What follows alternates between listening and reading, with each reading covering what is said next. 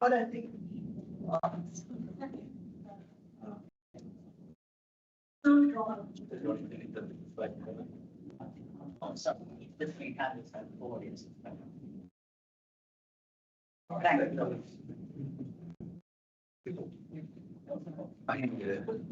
think they're not participating.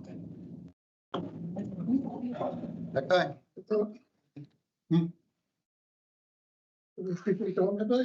Yeah, I've just confirmed that they've wanted me to tell you that they're not participating. All right, I apologise, everyone. The meeting can't continue. So I'll have to adjourn the meeting.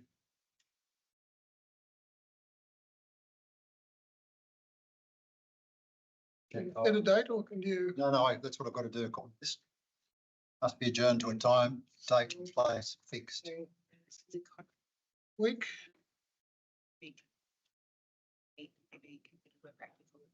For the infrastructure and governance. Oh, yeah, hang on. Maybe we can get the mayor online. Hang on, we'll see if we can get the mayor. Half an hour.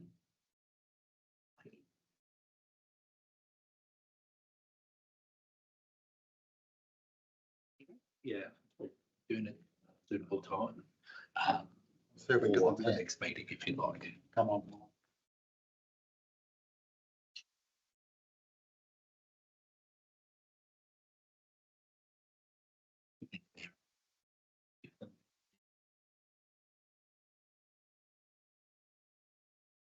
Stanton's online. Still may not have quorum. No, we would, because that'd be 4 out of 7. Yeah. Quorum. You're required to have 4. Say. Three. Trying to. Wait to voicemail. Gary's probably knock it down for the night, but. Governance and finance is next Tuesday. What's the infrastructure one? Next Tuesday. It is what it is.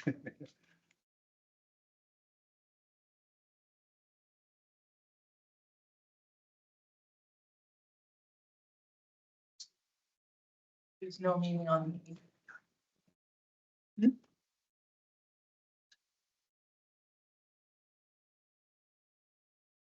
you say the 18th?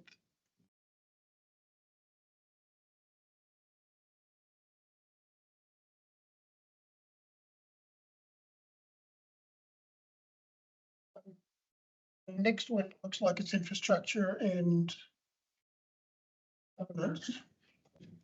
So nice. Then 18th, and nothing apparently. Nothing.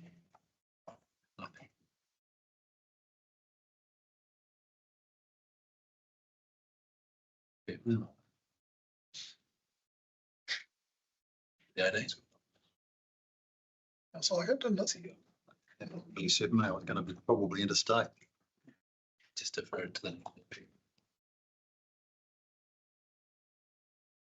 Hugely urgent on the agenda. We could do it this time. Oh, here he is. It's all right.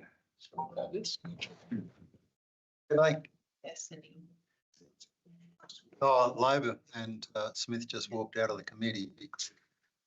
And asked me, there was the stuff up and that Kyle thought he was on the committee and he didn't get the email saying he wasn't on the committee. And so they walked out. So if you can come online, we can get it done pretty quickly.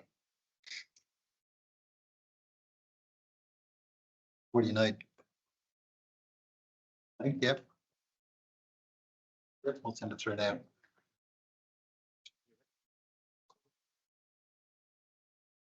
All right. Thank you. Appreciate it.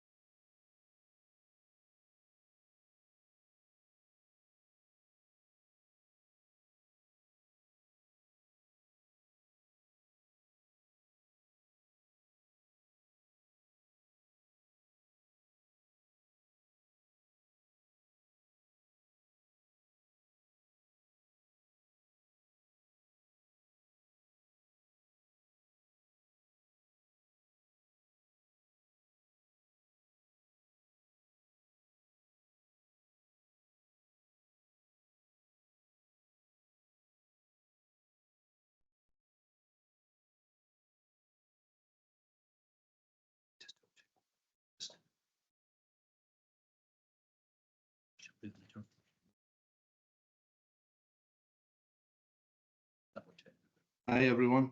Can hear everybody. Yep. Yeah, thank you. I'll just go ahead with the disclaimers. I remind councillors and all those present that your image and what you say may be broadcast live to the public. So please be mindful of your actions and comments. You should avoid making statements that might defame or offend, and note that recording this meeting will be retained online in council archives. Please turn off your mobile phones and switch to silent. Filming and photography are not permitted in the meeting. If you want to do the filming, you have to leave. Okay. Okay, I've got an apology from Deputy Mayor Burland. And therefore I'll move the motion that the committee approves the request of Councillor Stanton and the Mayor, Councillor McKenna, to attend the Environment Planning Committee meeting on 4th of August 2026 at 7 p.m. by audio visual link, as they are unable to attend in person. Notes the written apology received from Deputy Mayor Moreland grants membership and voting rights to alternate member Councillor McNamara for the Environment Planning Committee meeting on 4th August 2026. Seconder, Councillor McNamara. I'll put that. All those in favour? Very unanimously. Thank you. Can I ask everyone if they've got any conflict of interest? I've got no conflict. No conflict. No conflict. No conflict. Thank you. No conflict. Thank you. 1.6, confirmation of the minutes of the previous meeting. Recommendation is that confirms the minutes, the true and correct record. I'll move that. Seconder. Seconder. Councillor Stanton, thank you. I'll put that. All those in favour, please raise your hand. Thank you. Unanimous, carried unanimously.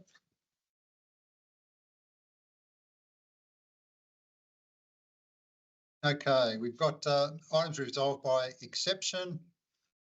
The only two matters that I think we have to deal with is the Heritage Committee, the Coastal Estuary Subcommittee minutes, and Old Sydney Town matter. So that would leave 4.2 draft Stugger Lakes flood study, state government planning reforms 4.3, 4.4 planning proposed statistics, 4.5 development and assessment statistics, and 4.6 state significant developments and major applications update to be moved by exception. So that's moved by me, seconded by Councillor McNamara. Everyone happy with that? I'll put that. All those in favour? Carried unanimously. Thank you. So the first one is the matters laid on the table, the Heritage and Culture Committee. So we need to lift the item 2.1. I'll move that. Seconded. Councillor McNamara. So we've got to put that procedural motion. All those in favour? Carried unanimously. And then the motion is at the bottom there, notes the subcommittee membership has been finalised at the Ordinary Council meeting on the 29th of June, adopts the draft terms of reference for the committee as provided in this report. So I'll put that again. Second, Councillor McNamara, all in favour? Carried unanimously.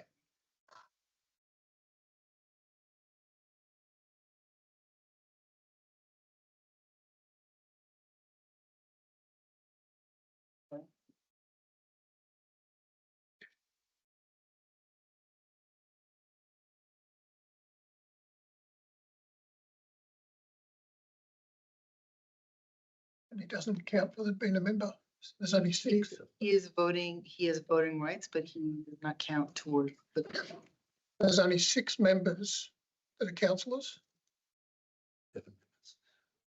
including the mayor. They don't include the mayor.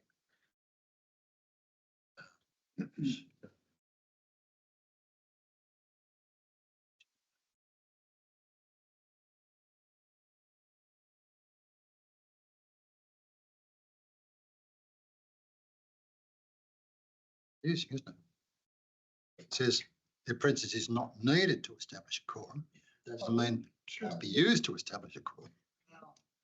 It is saying it doesn't. 6. 6 councillors plus the mayor. We've got 6 councillors. We need, is that plus 1?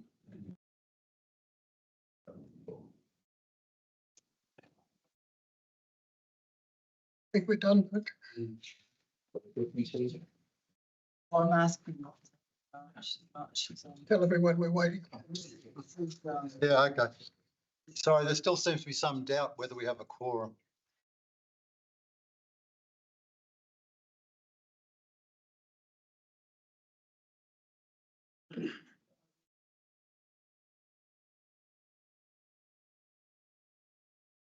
Councillor Eden, did you want to adjourn the meeting for 10 minutes and maybe go off camera and sound while you work it out and let us know? Hey, that's a good idea, councillor Stanton. I'll do that. Thanks. I'll adjourn this meeting for 10 minutes. Please stay on the line and I'll get it clarified. Okay. Enough the audio.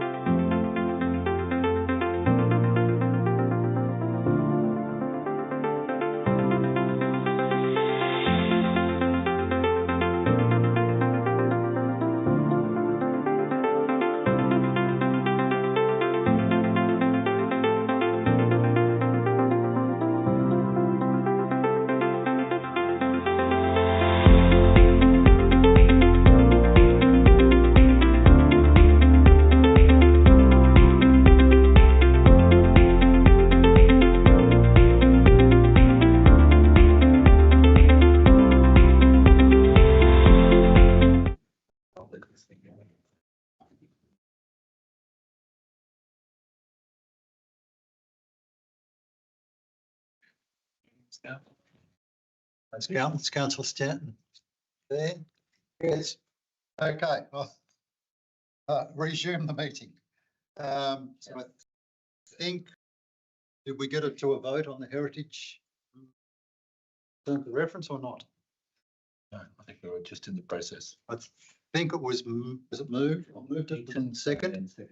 All right. So we're voting on the terms of reference for the Heritage Committee. All the motion's been put second. All those in favour? Carried unanimously. Thank you. We now have item 3.1, the Coastal Estuary and Floodplain Risk Management Subcommittee minutes and recommendations. Councillor Stanton, I think you had a amendment to the minutes that you wanted to put forward, which I think the staff hopefully will have. Thanks, Councillor Eden. Yes, I'll move the staff recommendation with the addition of what appears on the screen. I'll second that. Do you want to speak to it, Councillor Stanton? What was the issue? It's the 26, 24. 26, 24. It's just an amendment regarding the intervention procedure for Tuggerah Lake and decreasing that level so that it does not reach the minor flood level before mechanical intervention is provided by the staff. Wasn't a recommendation by the subcommittee. A It was recommendation. a discussion by the committee. It's in the minutes. Says the committee recommends the opening procedures. No, it's this committee. No report. Maybe be more specific.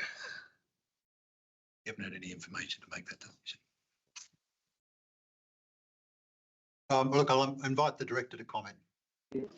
My view would be that that's not a recommendation that came from the presentations and the recommendations of the subcommittee. So I don't believe council have information in front of them that allows them to make that decision tonight. Maybe if I'd suggest an alternative would be that the committee recommends to council that a report be prepared about the procedures for Tuggerah Lake's lake opening, and then council would have the material in front of them to make a decision at a future meeting. Councillor Stanton, come to the next EMP committee. Thanks, Mr. Chairperson and Director. I'm happy to leave the recommendation that I have put forward as an amendment as is. I believe that we have sufficient information based on the variety of information we've received across the Coastal Estuary Floodplain Risk Management Committee, various notices of motion, as well as environmental planning meetings. Thanks. Okay. Any further discussion? Not, I'll put it. All those in favour? But we might just need to amend number 1 just to say notes the meeting recommendations held on things, also including like the below to make it clear.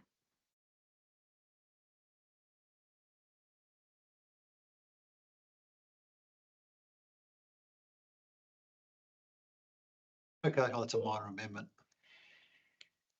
All right, all those in favour? I wasn't on that committee, but what's the effect of that? Sorry. Yeah. Councillor Just- McNamara, I think you are on that committee. Yes, but I don't specifically remember this, but what was the effect of the lowering the level to 0.8 for the trial? Is that a question to me, Councillor? Yes. The effect would be that the staff would attend to the berm at a level of 0.8 when the water reaches that level, and they would open up the pilot channel to allow the floodwaters to recede out toward the ocean to hopefully reduce the flood risk to the surrounding properties. Otherwise, the current intervention level is at around 1.1, sometimes 1. That is actually at the moderate flood level. A minor flood level is 0.9 and a moderate is 1.1 and a major is 1.3. And so that entails all the properties flooding prior to council creating action. And my proposal on a trial basis is to act proactively before we flood. If I could just advise, Mr. Director. if I could just advise councillors that this resolution recommendation would have resourcing implications that could be quite significant for council, and I'd recommend you don't do it unless you resolve to do it, unless you receive a report from staff, one about the implications of the change to the trigger level, which is quite a scientific and complex matter, and we don't want to have any unforeseen implications, but also we also want to be able to tell you the resource implications of opening the berm at a more frequent time. So I would encourage councillors to request a report about this matter as opposed to actually resolving it tonight. Councillor Stanton? Maybe I'm happy with it as is. Thank you.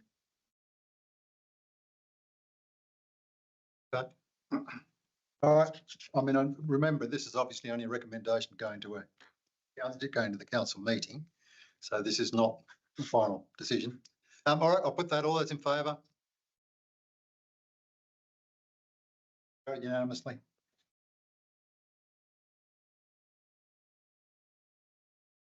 Okay, we're up to Old Sydney Town item 4.1. Mr. Nichols. If I can introduce Scott Duncan, who's the section manager for strategic planning, and he's going to give you an overview presentation. And then we have the applicant, who's going to then also Scott, over to you.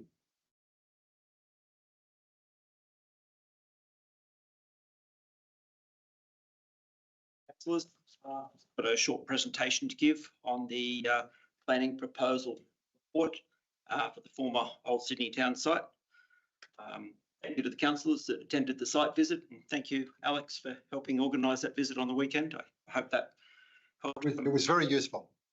Yeah, that's something that we're looking at introducing as part of our planning proposal process. So to those councillors that are unfamiliar with this Old Sydney Town site, I've got a slide that shows the location of the Old Sydney Town site in relation to Carryong and the Summersby employment area. So the former Old Sydney Town site is shown in bold black line on the first map, the site context map. And I've also got an aerial photograph that shows the aerial photograph of the site. So if we look at the site, you can see the Australian Reptile Park site, which is up in the northeast corner of the site and is currently leased under a lease arrangement. And then there's a concentration of old buildings that form part of the former Old Sydney Town site to walk down towards the lake. So if we do a little bit of a context, we have the industrial area, Summersby industrial area just over here to the east, and the M1 way within close proximity to the site. I've just got a couple of pictures here just to give you a feel for the site. So the first picture is the Australian Reptile Park entry and the car park to the Reptile Park site. And we've also got some old pottery kilns which are located down close to the lake, which form part of the original theme park. There's also some other building pictures of other buildings from dockyard and boat shed, which form part of that original theme park proposal, which was built on the early Sydney Cove model. So it's basically a historical layout of the original Sydney Cove development. There's a couple of other pictures there just showing some of the vegetation. This is the central part of the site, which is proposed under this planning proposal to be R2, low density residential, and then there's some other pictures of areas closer to the lake down the bottom of the site. It's like a large dam, which was originally part of the former theme park as well. So in terms of the existing zoning provisions, the site's outlined in a red bold line.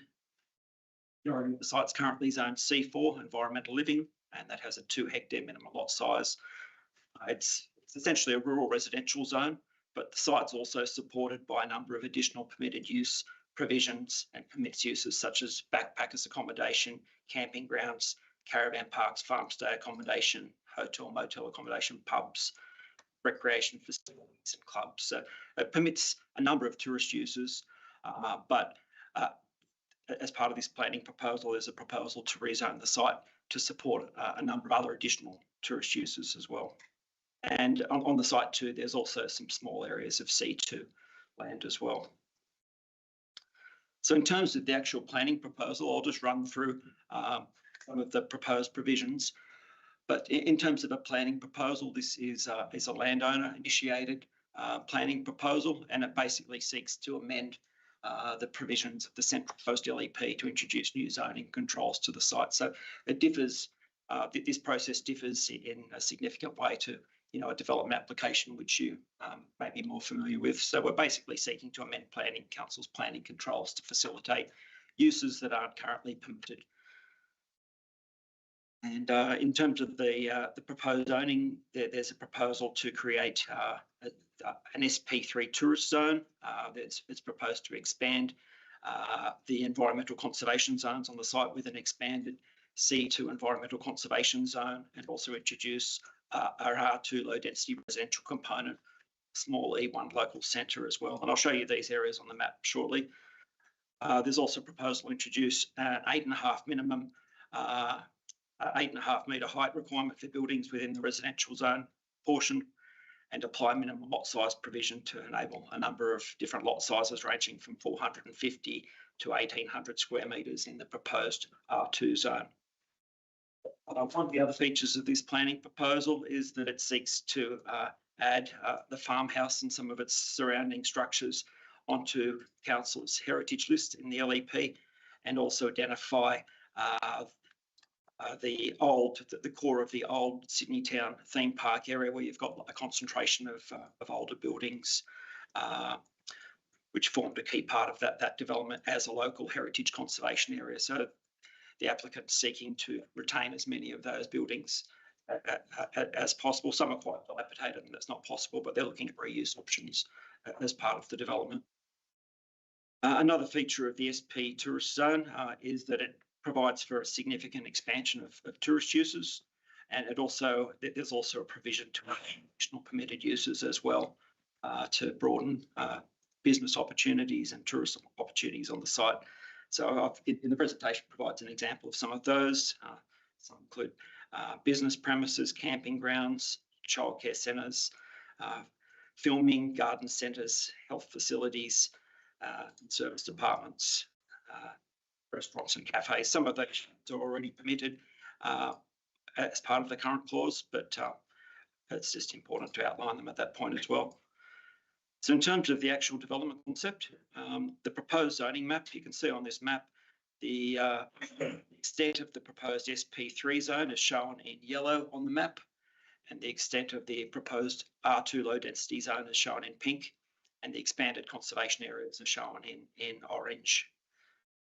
And in terms of the development concept, there's a number of different uses which are shown and numbered on the map.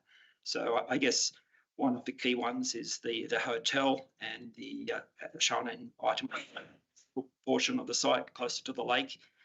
And within number 2, there's also a proposal to locate food, beverage, galleries and museums on that part of the site. So there's currently a DA on the site too, which is currently under assessment by a DA unit. So that's focused on the area down in area number 2. And that's for a restaurant, a cafe and a visitor centre as well. So the proposal, it also provides some additional land for business park expansion and for the expansion of the Australian Reptile Park. As you can see up around number 6, there's an expansion of conservation areas, and there's a residential component as well, and a small area of retail shops down around the blue area of this map as well. It just provides a bit of an overview. I know we sort of spoke to some of the councillors about where some of these different proposed land uses were located on the site visit Saturday. So in terms of strategic merit, I've brought up a map from the Central Coast Regional Plan. So the Central Coast Regional Plan has quite an important role in influencing our land use decision-making process. So The site is shown in red bold lines here, and it's actually identified for tourism purposes as a tourism precinct. And the surrounding lands are shown as around Summersby are shown as an industrial precinct, and the Summersby area is identified as a regionally significant growth area. So in terms of the report, the recommendation is not to support the current planning proposal. I guess some of the key reasons for that is that sites strategically identified under the regional plan for tourism, not residential development, and the proposal is inconsistent with our long-term vision for the site, which seeks to enhance tourism and employment functions. It also is located within the Summersby regionally significant investigation area as well. And the Central Coast Regional Plan places a high priority on ensuring that regionally significant employment area is a major focus. And there's also some statements about ensuring that opportunities to expand tourism, ensuring that sensitive uses, which might be conducted within surrounding areas around that industrial site, don't compromise the role of that precinct. It's basically like a 24-hour employment precinct. And there's no statement in the regional plan which identifies that as a residential site. Another key reason is the site's relatively isolated from established centres, services and infrastructure. It's not really possible to walk from this site to Carryong, which is quite a large residential area with quite a lot of services in terms of parks, facilities, childcare centres, retail. So it's not consistent with 15-minute planning principles, which you'd apply under the regional plan. Basically, you're introducing quite a large population into a residential area, and most of those residents, will have difficulty accessing services, education services, and so forth. And it would be a very car-based development outcome. And that's also contrary to the Central Coast Regional Plan and Transport for New South Wales planning principles as well for reducing car dependence. It's also would set a precedent too for establishing residential development west of the M1, which is also one of the principles in Council's draft local strategic planning statements as well. So the matter was also considered by the local planning panel 3rd of July, and the local planning panel recommended that the application be refused, supported Council's draft reasons for refusal. The application was also being considered as a HDA item application, a nomination made. HDA had decided not to accept the proposal, nomination of that proposal to go through that process as well. So there were some other additional reasons for refusal as well. The proposal lacks strategic merit due to the nature and extent of residential development.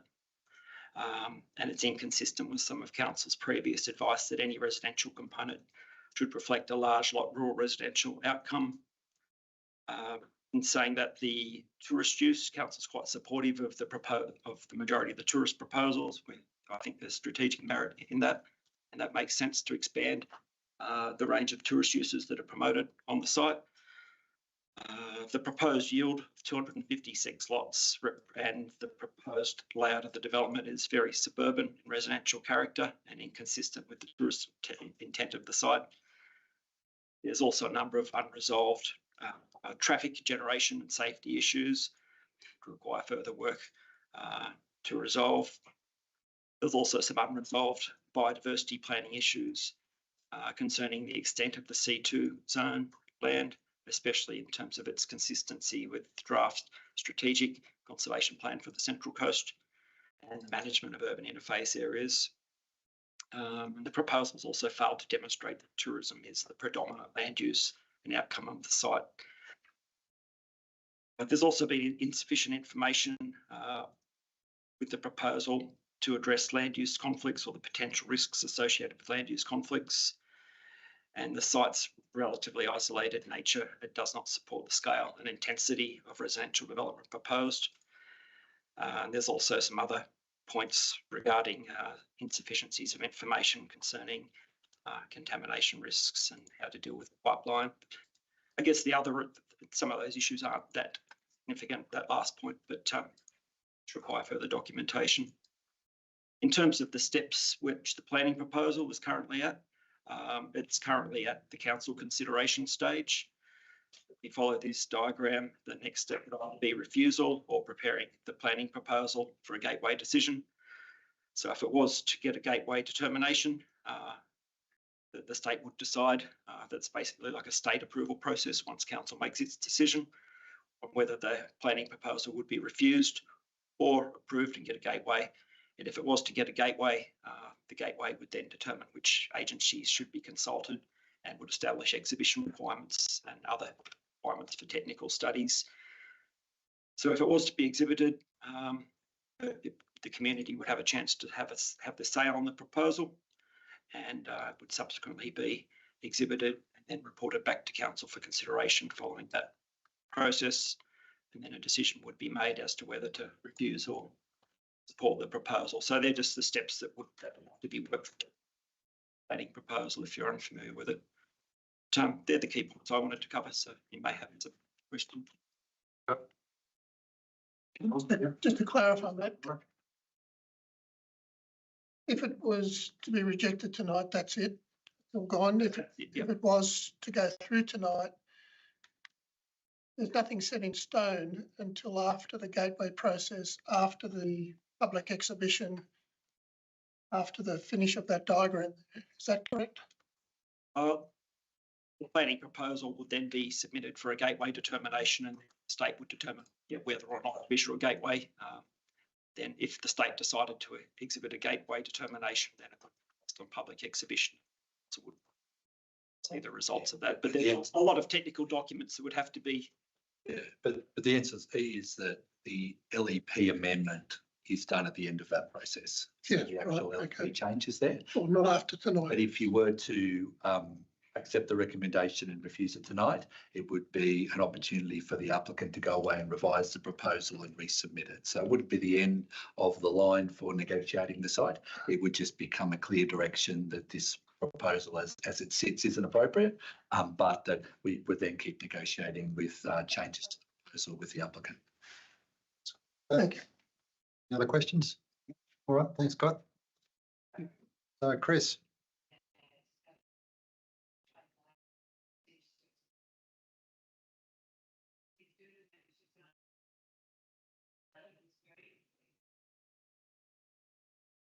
You have a presentation. What happened? Okay. Oh, it's going off. Well, thank you very much for your time. Yeah, Chris Jennings, my name. I'm director at MECAM, with a consultant acting on behalf of the applicants and the owners for the site. I'll skip through a lot of these presentations. Scott's already addressed some of these matters. So I'll skip over the site. Scott's talked about the current site. Our client is wanted me to talk about 3 points to start off with. First of all, the site has historically been a tourism site, has been tourism for the last 50 years, with the old Sydney town opening in 1975 and then the reptile park coming in board in the mid-90s. The Summersby industrial area progressively developed after tourism. Definitely the main focus of the planning proposal is all about tourism. The intention is to strengthen and continue the existing tourism on the site. The project benefits from tourism, generates construction jobs of 2,300 jobs, 579 local jobs, and an investment of $81 million in the local economy. We know council supported the tourism and the employment opportunities on the site, which is great to see. And the advice from Hill PDA is that any residential yield is necessary to deliver the tourism. They can't fund the tourism on its own. It needs some supporting investment on the site. And the third point about the compatibility of land uses, the site is unique. You can't pick up old Sydney town and put it somewhere else. It is there on the site. It's been there for since 75. The adjoining industrial land is over 250 to 300 metres away. That's a pretty significant distance. I don't know anywhere in New South Wales where you got industrial land. It's 300 metres away from residential, and there's somehow an issue. There's no evidence to suggest that tourism, residential and industrial can't coexist on the site. I won't talk about the planning proposal. Scott has talked about that. But what I will talk about is we're asked to provide a tourism master plan. Last time I presented to you to council, with council staff many times. That's an indicative location of the tourism activities. I think Scott's talked about some of those activities that potentially go on site. But importantly, all that work, the tourism development will be staged. What that means is that residential cannot occur on the site at all unless tourism development is constructed. So the idea is at stage 1, which is a development application in before council for the visitor centre, a restaurant, cafe and open space. Construction activity of that tourism and delivery of that tourism has to occur before any residential. So if there's no tourism investment and no tourism development, there is zero residential. Residential delivery of stage residential then funds the next stage of tourism. And you see the graph there shows the olive line is the investment in that Hill PDA have provided the investment in tourism activity on the site, and the blue line is the residential. And you see that up and going down based on the level of investment. It is intrinsically linked. You can't develop tourism without some sort of supporting activity on the site, and the residential supporting activity. So you see the various stages, 1, 2 in the hotel stage, and then stage 3, and then various stages of the dwelling yield on the site. So you don't get any dwelling unless you build tourism. Stage 1, you build a little bit of, stage 1, you get a little bit of residential. To fund stage 2, you build stage 2, you get a little bit more residential. That is the proposal. The proposal is to lock that in through a planning agreement that gets registered on site, on title, sorry. The owners are then bound by that agreement. Any subsequent owners are bound by that agreement as well. That's the image of stage 1. DA, Scott mentioned, that's currently before council for the restaurant display centre. So the owners are intending to develop that as part of stage 1. So I just respond to some of the matters in the reasons for refusal. Scott's, there's 9 issues there in the recommendation. I've grouped them into 3, so there's probably 7 of those fall under the banner of residential. There's one about traffic and one about biodiversity. Importantly, residential, we've been working with council for many years, and the owners have bought the site 8 years ago. The planning proposal was lodged 6 years ago. That they've invested a lot of money and a lot of time in putting the planning proposal together. It got to a point with the planning proposal that with the residential, the owners were being asked to reduce the yield, increase the lot sizes.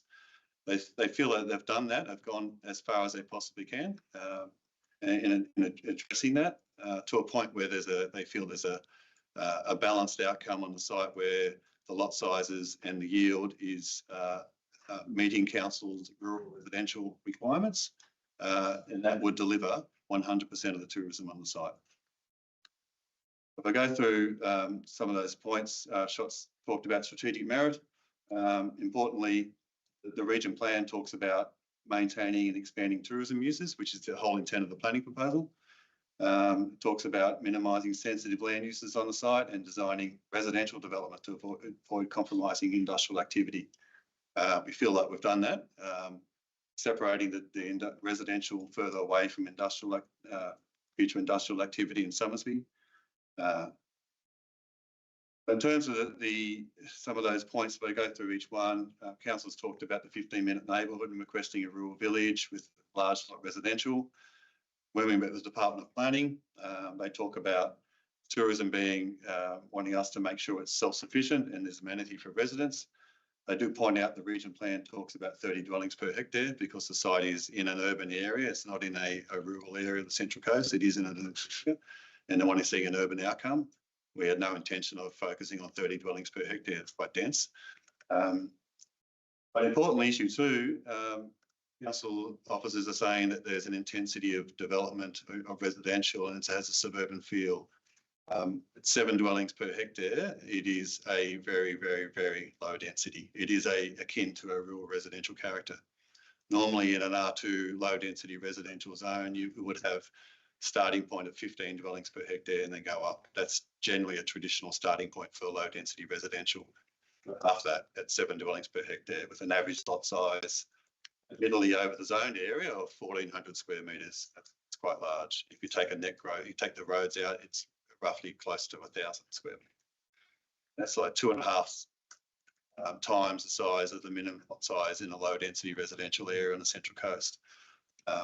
We don't believe that's an intense development. It is very, very low density and in our view akin to a rural residential outcome, trying to address council's concerns.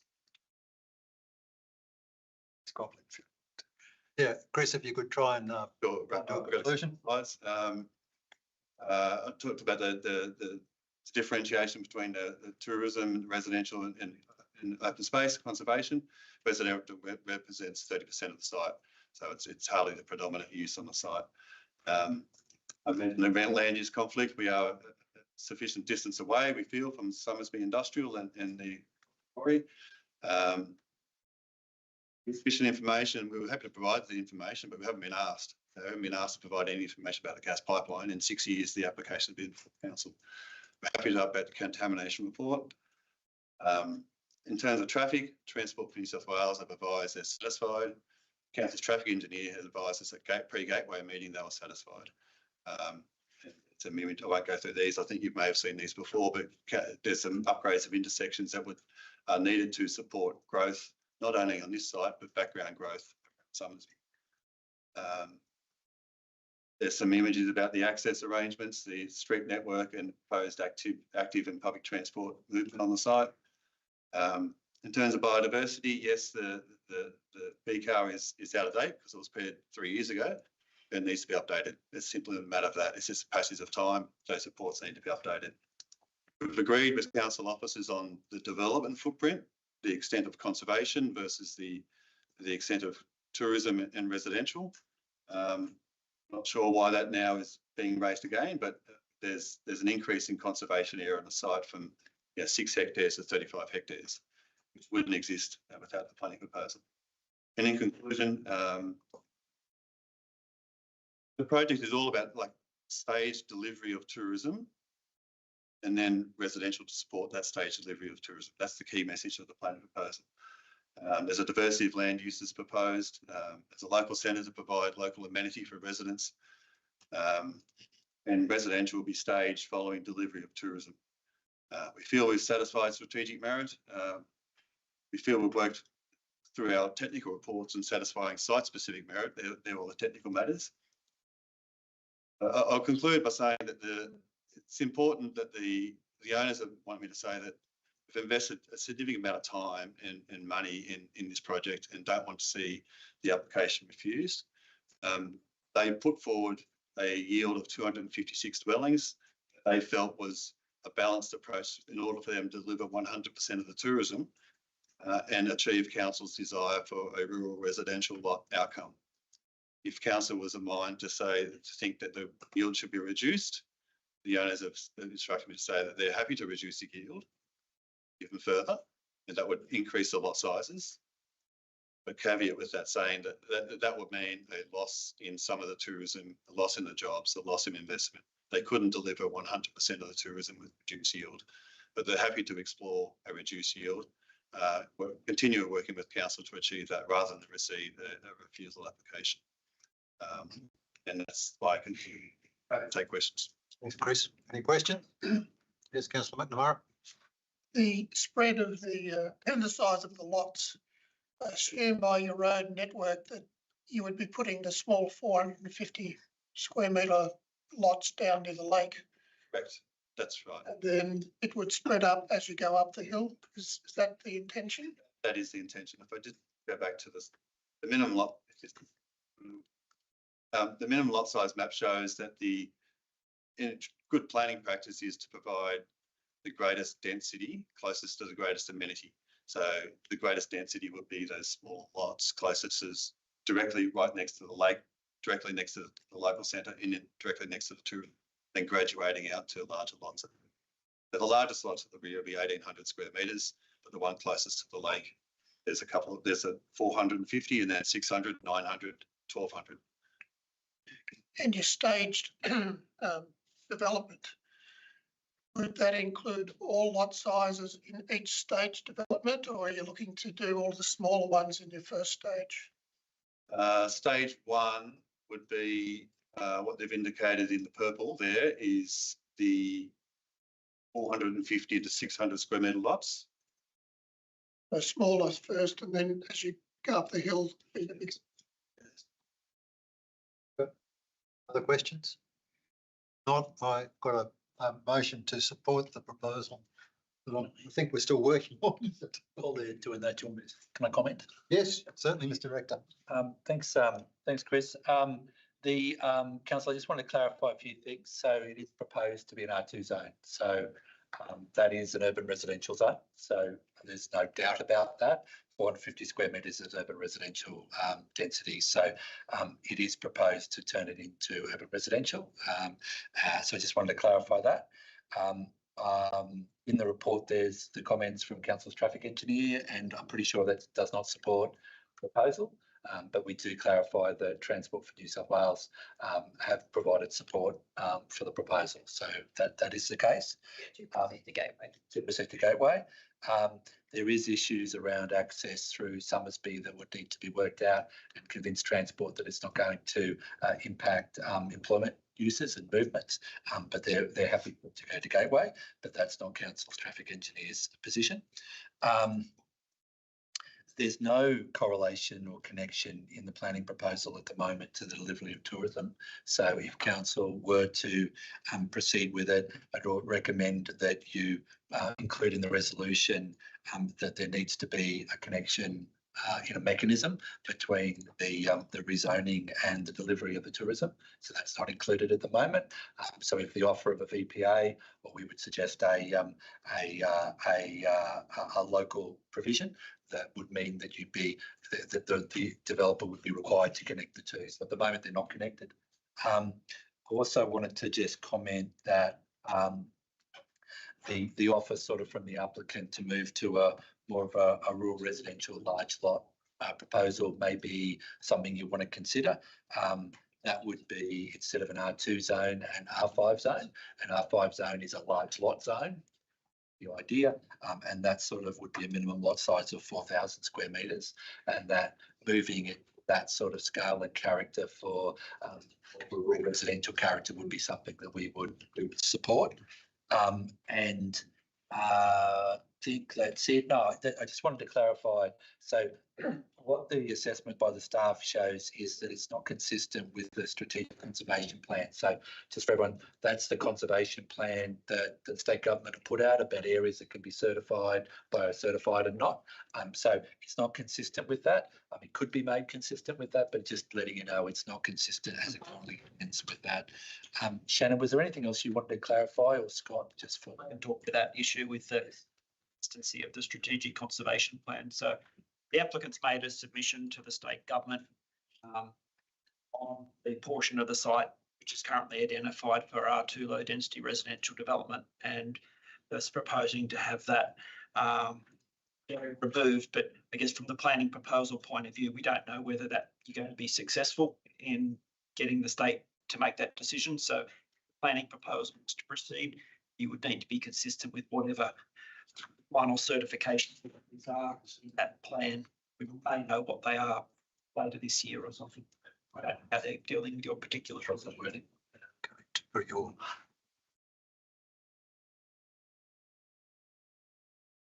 Yes, Councillor McMahon. And Director, you talked about R2, R5. And if this was to go to the gateway process, have they got a one way or the other?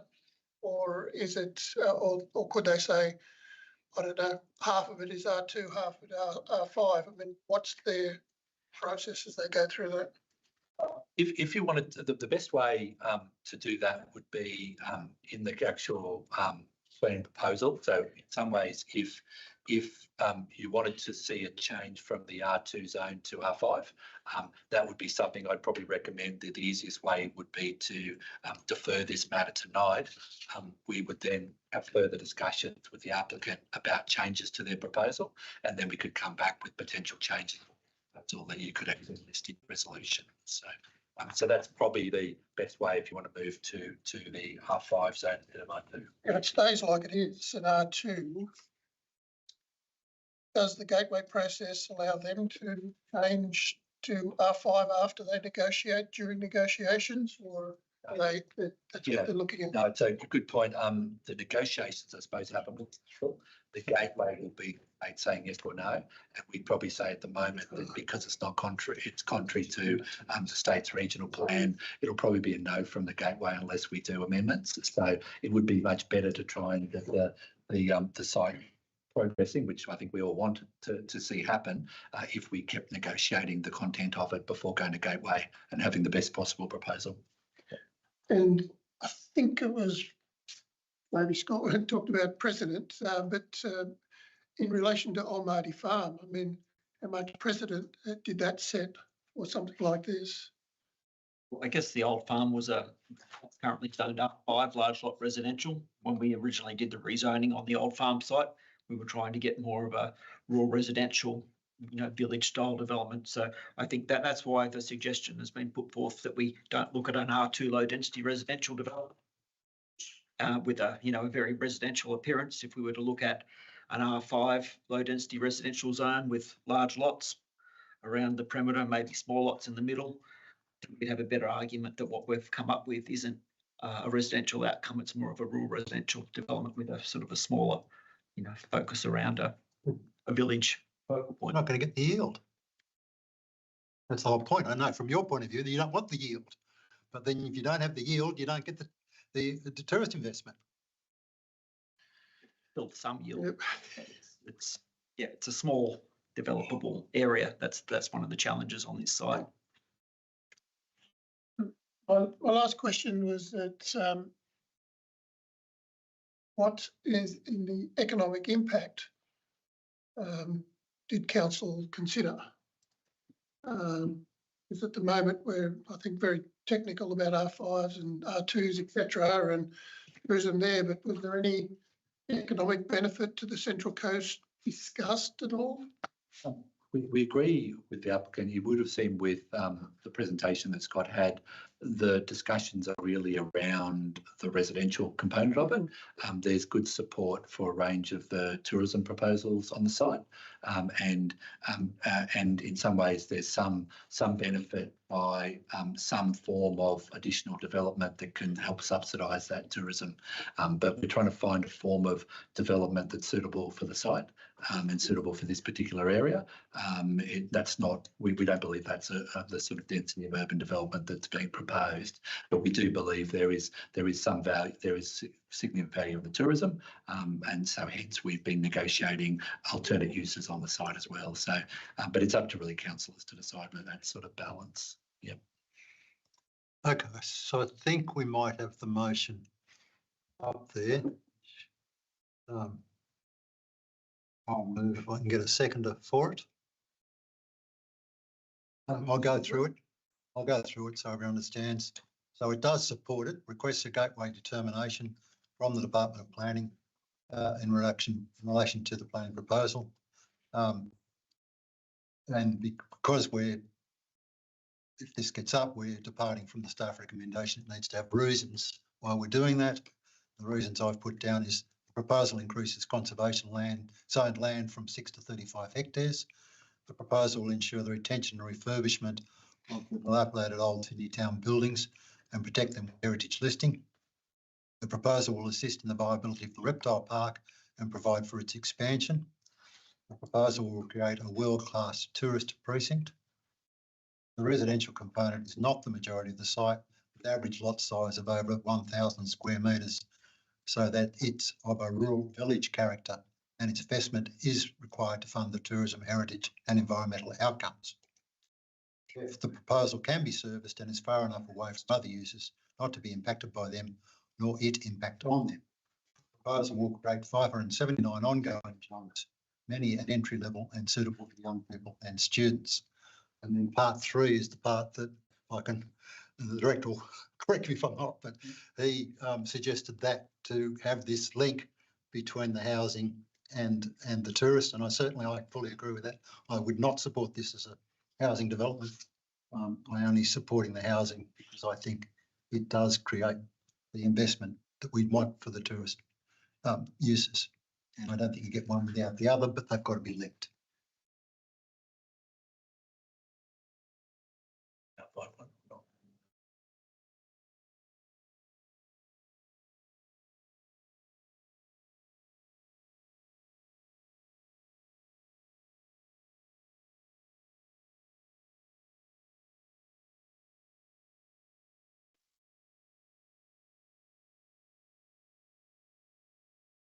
If that was to go ahead, excuse me, what work does council do now? So if that resolution was to be adopted, we would make that amendment that you see in number 3, which is we draft a local provision for the LEP, and then we would include that in the planning proposal that goes for the gateway determination, and then we would send the gateway the submission of the planning proposal to the State Planning Department, seeking a gateway determination where they have to approve us putting it on exhibition. So that would be the next stage. Sorry, can we just stop moving the screen so that I can read what's Right. on the screen? It's just moving around a lot. Can we just scroll down and just pause? Sure.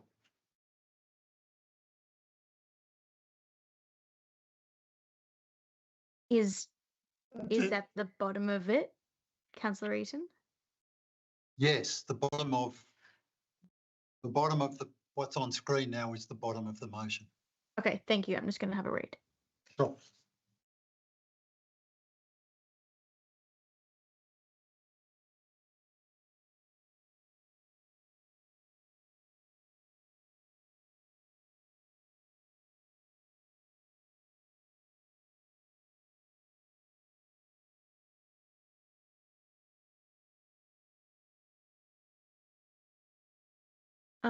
Can I just ask a few questions of the director, and then I also have just some comments. In terms of what you suggested a few moments ago regarding the link between the tourist and the residential, do you feel that this 3A meets that? I don't necessarily see that it's a full link, other than it's stage 1 is complete because theoretically complete, and then all the residential and no further of the tourist. Do you have any further wording that you would propose to enforce that link better? Council, if you wanted to, what have we got? So the planning proposal is updated to include a local provision that will ensure prominent use is tourism. Number 2 there, it says stage 1, tourist uses are completed and operational before the construction of any residential development commences on the site. You could probably add and that future stages as proposed in the schedule in the attachment to the planning proposal are also completed, or someone can come up with the wording for that for me, but that would then link all 3 stages. I think the consultant said nodding. So just something to clarify that for each stage of the residential, another stage of the tourist area will be completed correspondingly. Council, I'll just put something on the screen for you. Thank you. Maybe then 3.3. Yep. So future tourism use stages as per the schedule attached to the planning proposal.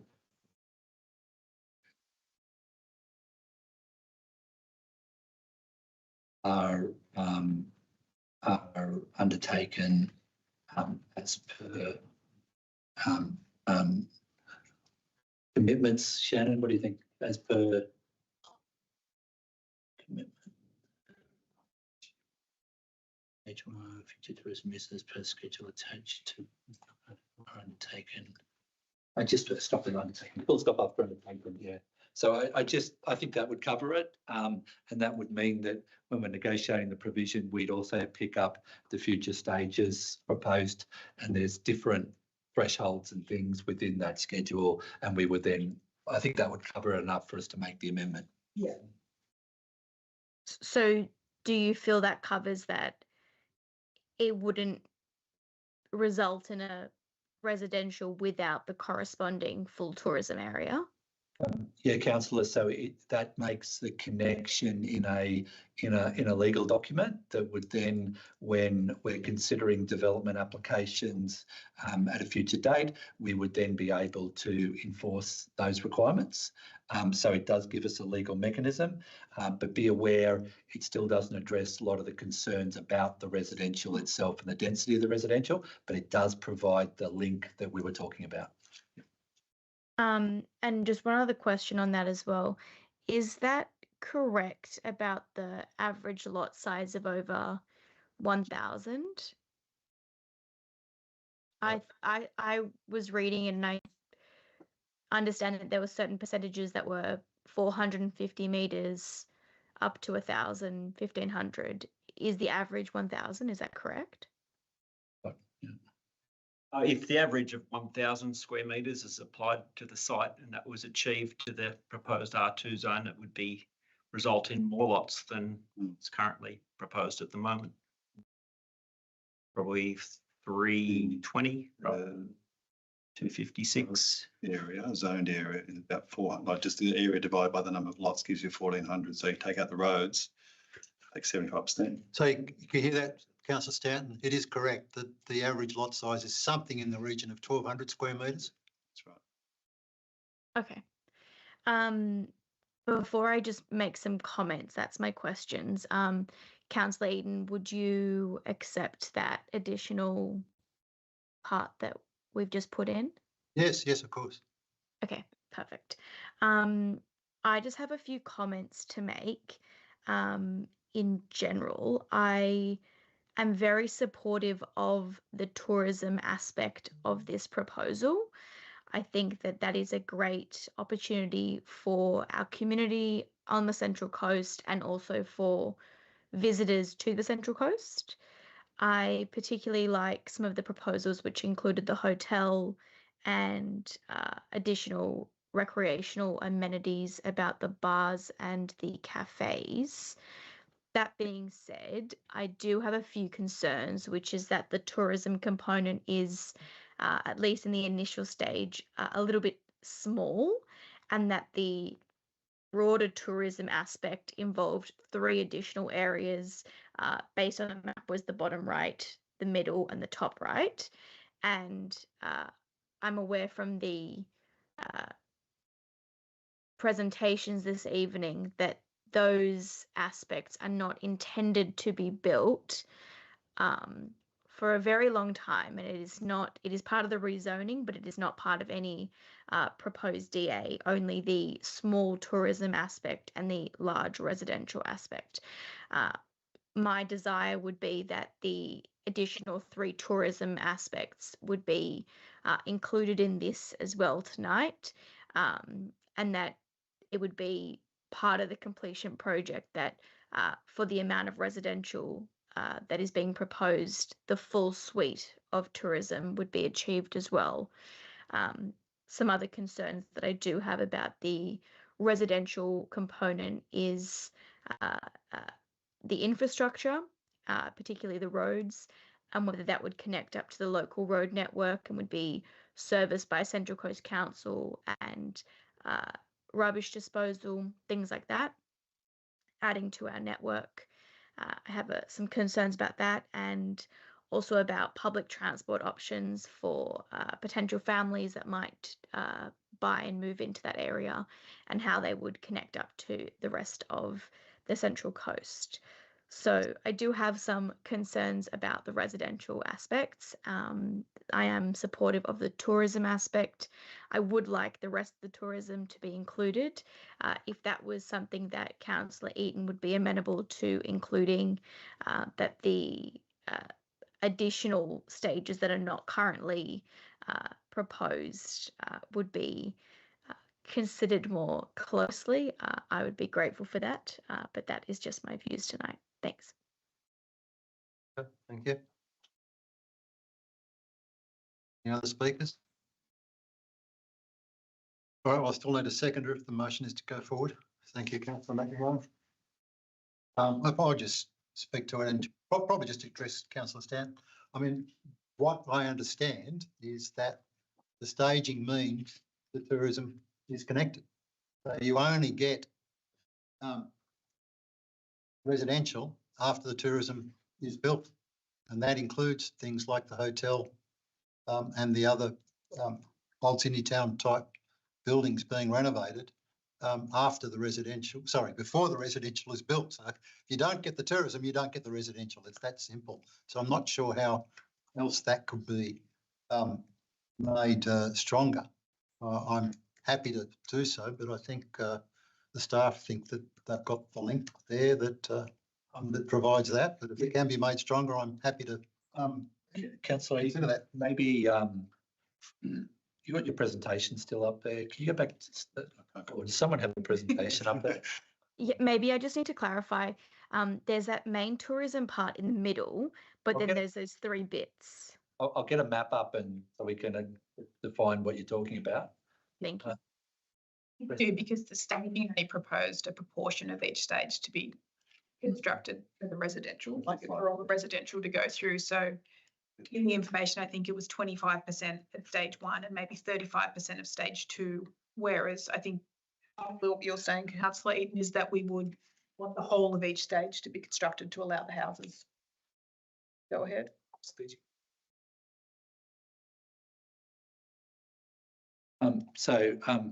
If you can just define for us, maybe, Mr. Shannon, the precincts that you're proposing in the schedule to be tied to the residential and those ones that aren't included.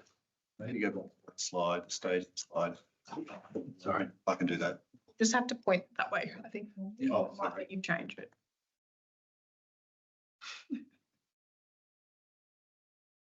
I just got them off the staging slide. So stage 1 is proposed because it's currently permissible. I guess that's the first point, that those uses are currently permissible under the LEP, and the owners wanted to get a head start in what they could develop that is permissible. So that's why stage 1 has been proposed. So what that means is that stage 1 gets delivered and then the residential comes afterwards. And then for stage 1, the 82 dwellings. Following that, development stage 2, so the adaptive reuse, the art gallery. So that's the blue area around the middle area, just north of stage 1, next to the hotel. So that'll be stage 2 to be delivered, or you could propose any DAs for the next 75 dwellings, 79 dwellings, I should say. And the hotel, the hotel is the yellow on the map, but pink on my table. That would need to get developed before you get another 60 dwellings. And then stage 3, which is the yellow on my table, my apologies, and that's the pink area on the map is I guess the real crux of the old Sydney town getting restored and refurbished. Subsequent areas to that, I'm advised that they need to be able to have this proposal go forward to look for tenants and occupiers for the subsequent stages, stages 4 and 5 and etc. Post that. But they need to get this up and running to get some income, to get the whole project moving, and then the subsequent areas for the north around the reptile park, the open space, the kids' playground, and there's other areas which aren't shown on here, but they're shown on the master plan. They're stage, you probably call that stage 4 in the table. They're subsequent in the future. So what I would suggest, Councillor Stanton, if you wanted to progress yours, we could add another dot point into the resolution. That up. And I would suggest that would look like resolution again.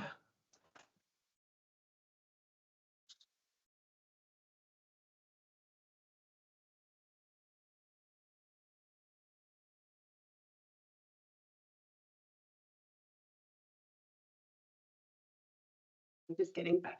Yep. For little.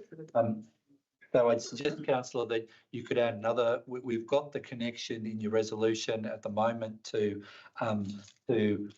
stage 1, or anything happens, then we've got future stages, which is in the schedule, which is 2 and 3. You could add a dot point, a new dot point 4 that then that actually deals with the need to make commitments in relation to stage 4 of the tourism use. So you could add that as an additional element, and then we could work that out with the applicant about what that would look like. Was that stage 4 or stage 5? Oh. Is it 4? Is it? I'm not trying to quibble, I just don't know. It's written as stage 1 to hotel stage 3. That's 4 stages. So in that case, we probably just say for future use stages.